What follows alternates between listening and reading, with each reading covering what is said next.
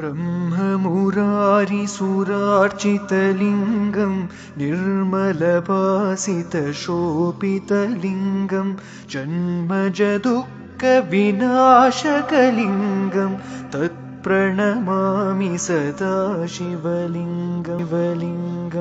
कनकमहामणिपूषितलिङ्गं पनिपतिवेष्टितशोभितलिङ्गं दक्षसूयज्ञविनाशनलिङ्गं तत्प्रणमामि सदा शिवलिङ्गं कुङ्कुमचन्दनलेपितलिङ्गं पङ्कजहार सुशोभितलिङ्गं सञ्चितपापविनाशनलिङ्गं तत्प्रणमामि सदा शिवलिङ्गं देवगणार्चितसेवितलिङ्गं पावैर्भक्तिभिरेव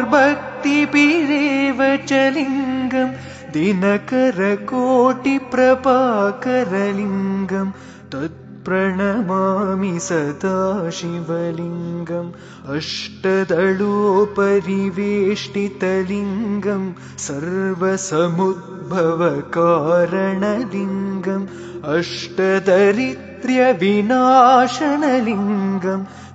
तत्प्रणमामि सदा शिवलिङ्गं सुरगुरुसुरवरपूजितलिङ्गं सुरवनपुष्पसदार्चितलिङ्गं परमपदं परमात्मकलिङ्गं तत्प्रणमामि सदा शिवलिङ्गम् लिङ्गाष्टकमिदं पुण्यं यः पठेत् शिवसन्निधौ शिवलोकमवाप्नोति शिवेन सह मोदते।